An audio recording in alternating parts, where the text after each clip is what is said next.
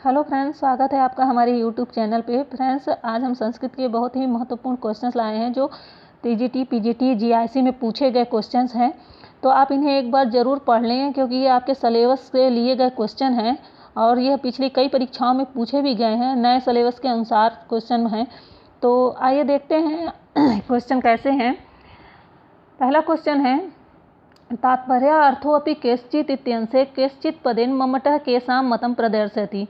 तो यहाँ पे आपका राइट आंसर हो जाएगा ऑप्शन बी, मीमांसका नाम। यहाँ पे क्या राइट आंसर हो जाएगा? ऑप्शन बी, मीमांसका नाम। तात्पर्य अर्थोऽपि केश्चित्, इस पद में केश्चित् पद से मम्मट किसके मत को प्रकट कर रहा है? तो यहाँ मीमांसका नाम मीमांसकों के मत को प्रकट कर रहा है। मम्मट ने वाचक, लाक्षणिक तथा व्यंजक नामक 3 प्रकार के शब्दों को बताया है, लेकिन मीमांसकों ने तात्पर्य अर्थोऽपि केश्चित् कहकर कहीं कहीं पर तात्पर्यार्थक नामक चौथा शब्द भी बताया है। नेक्स्ट क्वेश्चन देख लेते हैं।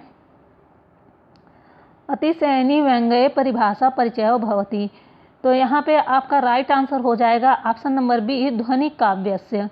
ध्वनि काव्य से आपका राइट आंसर हो जाएगा। अतिशयनी व्यंग्ये, इस परिभाषा से ध्वनि काव्य का परिचय होता है क्योंकि मम्मट ने काव्य प्रकाश में ध्वनि काव्य उत्तम काव्य के विषय में कहा है कि इदम उत्तम मतिशयनी व्यंग्ये वाच्याद ध्वनिर्बुद्धय कथितः। यह मम्मट ने अपने काव्य के विषय में मम्मट ने कहा है।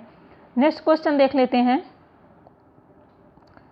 मम्मटस्य शास्त्रे सकल प्रयोजन मौलिभूतम काव्य प्रयोजनम उक्तम। तो यहाँ पे आपका राइट आंसर हो जाएगा ऑप्शन नंबर बी, सद्यः पर निर्वृत्तये। सद्यः पर निर्वृत्तये यहाँ पे आपका राइट आंसर हो जाएगा। मम्मटस्य शास्त्रे सकल प्रयोजनम मौलिकभूतम काव्य प्रयोजनम सद्य परिनिवृत्तये उक्तम, अर्थात आचार्य मम्मट ने काव्य प्रयोजन के विषय में काव्य प्रकाश के प्रथम उल्लेख में बताया है कि सद्यः पर निवृत्तये यह प्रयोजन काव्य प्रयोजन विषयक है, जिसका तात्पर्य है कि पढ़ने, सुनने या देखने आदि के साथ ही तत्काल परम आनंद देने वाला हो। नेक्स्ट देखते हैं, गंगायां घोषः इत्यस्य लक्ष्यार्थो अस्ति। तो यहाँ पे आपका राइट आंसर हो जाएगा ऑप्शन नंबर ए, गंगा तटे घोषः।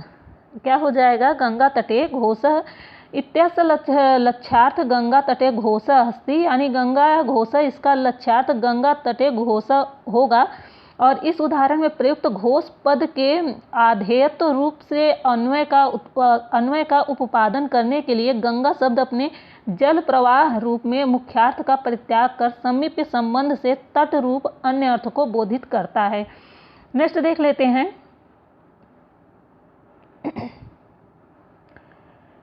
नेक्स्ट क्वेश्चन है, पृथुकार्थ स्वर पात्रम भूषितनि शेष परिजनम देव विलत्सकरेणु गहनम। यहाँ पे मिट गया है, यहाँ पे संप्रति होगा। संप्रति समवावयो सदनम इत्ययं श्लोक कस्य अलंकारस्य अस्ति। इस श्लोक में कौन सा अलंकार होगा पूछ रहा है। तो यहाँ पे आपका option number C right answer हो जाएगा, श्लेषस्य।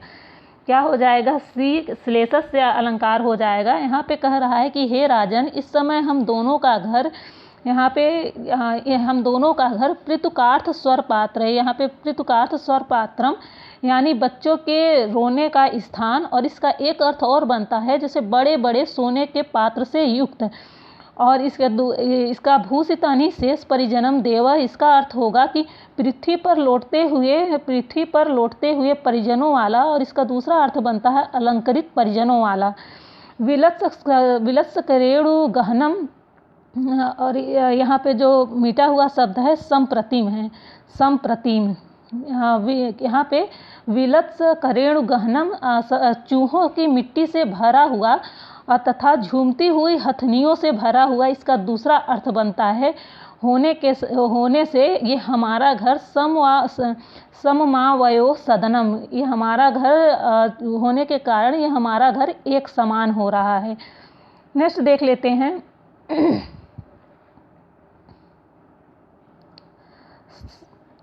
सतीमपि ज्ञातिकुलैक संश्रयां जन्यो अन्यथा भर्तिमतीं विसंकते कस्य मुक्ति। तो यह कस्य उक्ति, यह किसकी उक्ति है पूछ रहा है। तो यहाँ पे आपका option number C right answer हो जाएगा, सारंगरस्य। सतीमपि ज्ञातिकुलैक संश्रयां जन्यो अन्यथां भर्तिमति विसंकते। यह उक्ति कालिदास विरचित अभिज्ञान शाकुंतलम के 5वें अंक में वर्णित सारंगरों की है। यह सारंगरों द्वारा कही गई है। इसका अर्थ है कि साध्वी स्त्री यदि निरंतर अपने पिता के घर में रहती है तो सती साध्वी होने पर भी लोग उसके विषय में संशय करते हैं। नेक्स्ट देख लेते हैं। काव्य स्वरूपे अनलंकृति इति पदस्य वास्तविक अभिप्रायः अस्ति। तो यहाँ पे आपका राइट आंसर हो जाएगा ऑप्शन नंबर सी, अलंकारस्य प्रधान उक्तौ। यहाँ पे राइट आंसर क्या हो जाएगा? ऑप्शन नंबर सी, काव्य स्वरूपे अनलंकृति इति पदस्य वास्तविक अभिप्राय हो जाता है इसका। अलंकार से प्रधान उक्तौ अस्ति, काव्य के स्वरूप में अनलंकृति इस पद का वास्तविक अभिप्राय अलंकार की प्रधानता से युक्त होने से है। काव्य के स्वरूप में शब्दार्थों का अंतिम विशेषण अलंकृति दिया गया है। इसका अभिप्राय यह होता है कि साधारणतः अलंकार शब्दार्थ काव्य में प्रयुक्त होने चाहिए, परंतु जहाँ रसादि की स्पष्ट प्रतीति हो वहाँ कभी कभी अलंकारित शब्द और अर्थ के होने पर भी काव्यार्थ की हानि नहीं होती है। नेक्स्ट देखते हैं। पूर्णोपमायाम कथित तत्वानि आवश्यकानि। तो यहाँ पे आपका option number A right answer हो जाता है चत्वारि। क्या हो जाएगा? चत्वारि। अर्थात पूर्ण उपमा में चारों तत्व की आवश्यकता होती है और उपमा अलंकार में दो भेद होते हैं। आपको पता होगा कि उपमा अलंकार में दो भेद होते हैं, पूर्णोपमा और लुप्तोपमा। और पूर्णोपमा में कितने भेद होते हैं? तो ये देखिए, पूर्णोपमा में उपमान, उपमेय, साधारण धर्म और उपमावाचक ये ग्रहण न होने पर पूर्णोपमा तथा उन चारों में से एक या दो या तीन का लोप होने पर लुप्तोपमा हो जाता है। नेक्स्ट क्वेश्चन देख लेते हैं। तद दोषो शब्दार्थो सगुणान्वनकृति पुनः क्वापि अत्र तद पदस्य किम तात्पर्यम। तो यहाँ पे आपका आंसर हो जाएगा option number A. Option number A आपका आंसर हो जाएगा काव्यम। क्या हो जाएगा? काव्यम। यहाँ पे तद पद का तात्पर्य काव्य से है और आचार्य मम्मट के अनुसार कृत काव्य प्रकाश 10 उल्लास में विभक्त काव्य शास्त्र ग्रंथ है और इन्होंने काव्य का लक्षण बताया है। नेक्स्ट देख लेते हैं। यत्र हेतुम बिना कार्योत्पत्ति संजायते तत्र भवत्य अलंकारः। तो यहाँ पे आपका राइट आंसर क्या हो जाएगा? Option number D, विभावना।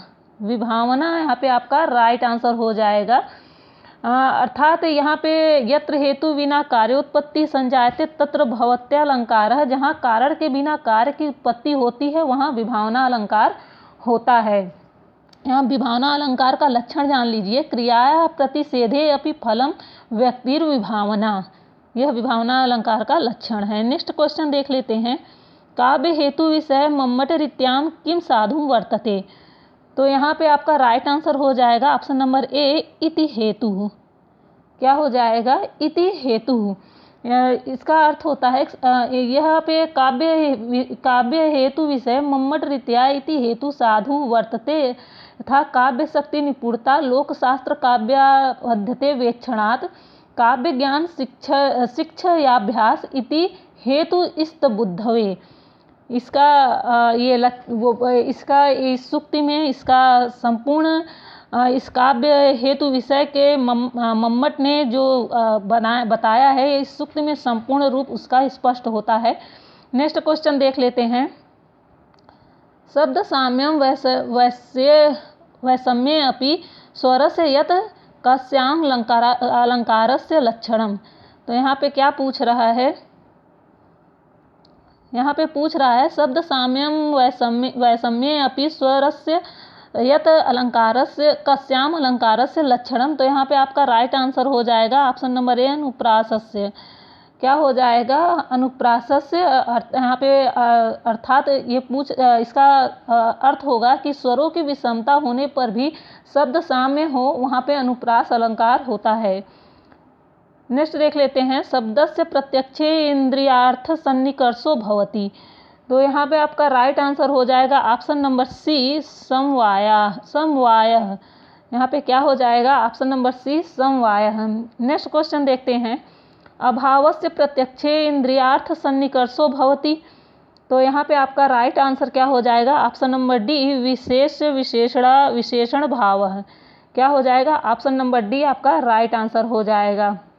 यहाँ पे अभावस्य प्रत्यक्षे इंद्रियार्थ सन्निकर्षो भवति में ये विशेषण भाव कैसे होगा? तो इसका अभाव के प्रत्यक्ष में विशेष विशेषण भाव इंद्रियार्थ सन्निकर्ष होता है जब चक्षु से संयुक्त भूतल में घट के अभाव का प्रत्यक्ष होता है, जिसे इह भूतले घटो नास्ति, इस भूभाग में घड़ा नहीं है, इस शब्द से व्यवहित किया जाता है, तब घटा भाव रूप अर्थ के साथ चक्षु इंद्रिय का विशेष विशेषण भाव सन्निकर्ष होता है। नेक्स्ट देख लेते हैं, तर्क भाषानुसारेण व्याप्तिर्भवति। तो यहाँ पे आपका राइट आंसर क्या हो जाएगा? ऑप्शन नंबर ए, द्विविधा। क्या हो जाएगा? द्विविधा। यानी तर्क भाषा के अनुसार व्याप्ति के कितने भेद हैं? तो 2 भेद हैं, पहला व्याप्ति, दूसरा अव्याप्ति। नेक्स्ट क्वेश्चन देख लेते हैं, तर्क भाषा अनुसारेण अनुमानम भवति। तर्क भाषा के अनुसार अनुमान के कितने भेद हैं? अनुमानम भवति, अनुमान होते हैं। तो यहाँ पे आपका राइट आंसर हो जाएगा द्विविधम, ऑप्शन नंबर बी, द्विविधम। तर्क भाषा के अनुसार अनुमान के 2 प्रकार होते हैं, पहला स्वार्थानुमान और दूसरा परार्थानुमान। नेक्स्ट क्वेश्चन देख लेते हैं,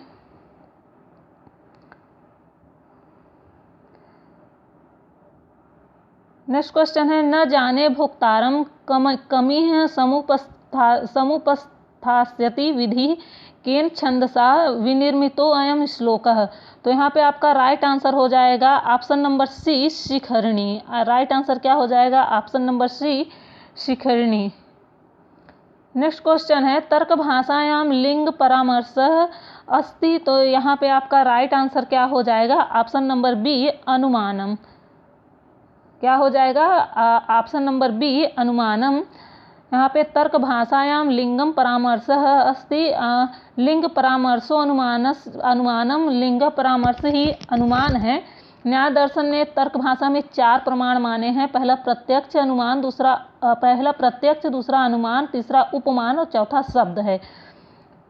नेक्स्ट क्वेश्चन देख लेते हैं, सांख्य कारिकानुसारेण रजोगुणः अस्ति। तो यहाँ पे आपका राइट आंसर क्या हो जाएगा? ऑप्शन नंबर सी, प्रवर्तकः। क्या हो जाएगा?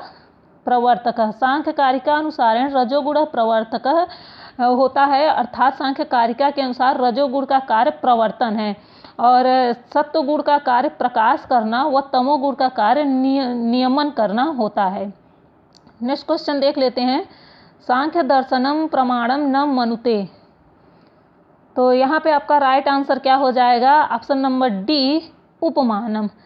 सांख्य दर्शन के अनुसार प्रमाण क्या नहीं मानता है? यहाँ पे देखते हैं, सांख्य दर्शन मुख्यतः 3 प्रमाण मानता है, प्रत्यक्ष, अनुमान और शब्द। उपमान प्रमाण की गणना न्याय वैशेषिक दर्शन के अंतर्गत आता है, न कि यह सांख्य दर्शन के अंतर्गत आता है। और न्याय वैशेषिक दर्शन के अंतर्गत 4 प्रमाण आता है, प्रत्यक्ष, अनुमान, उपमान और शब्द।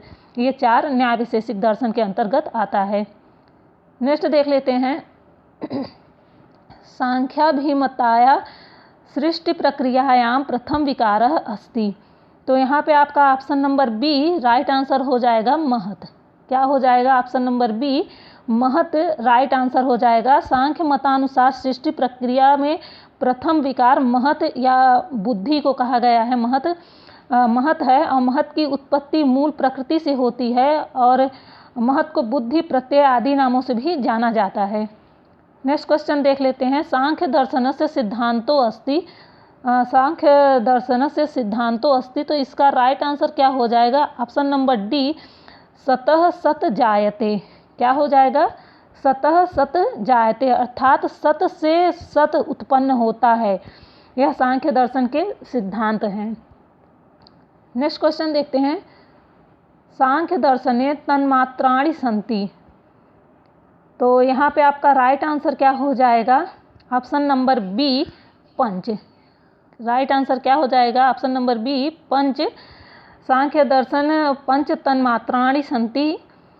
तो यहाँ पे सांख्य दर्शन में पंच तंत्र मात्राएँ हैं, कौन कौन सी हैं आप ये जान लीजिए। पहला है शब्द, दूसरा है स्पर्श, तीसरा है रूप, चौथा है रस और पांचवा है गंध। नेक्स्ट क्वेश्चन देखते हैं। सांख्य मते पुरुषो अस्ति। तो यहाँ पे राइट आंसर क्या हो जाएगा? ऑप्शन नंबर डी चेतन। क्या हो जाएगा? ऑप्शन नंबर डी चेतना यहाँ पे राइट आंसर हो जाएगा। सांख्य मते पुरुष चेतनो अस्ति, अर्थात सांख्य मतानुसार चेतन पुरुष या आत्मा ही सुख दुख का भोक्ता है। इस प्रकार भोग्य त्रिगुणात्मक संसार को भोक्ता की आवश्यकता है, अर्थात भोक्ता जो प्रकृति है और भोक्ता पुरुष की अपेक्षा है, यही प्रकृति का प्रयोजन है। दूसरी ओर पुरुष या आत्मा विवेक ज्ञान से मुक्त होना चाहता है। तो यह सांख्य दर्शन के अनुसार पंचतंत्र माने गए हैं इस प्रकार से। नेक्स्ट क्वेश्चन है, सांख्य दर्शने कति तत्वानि मन्यते।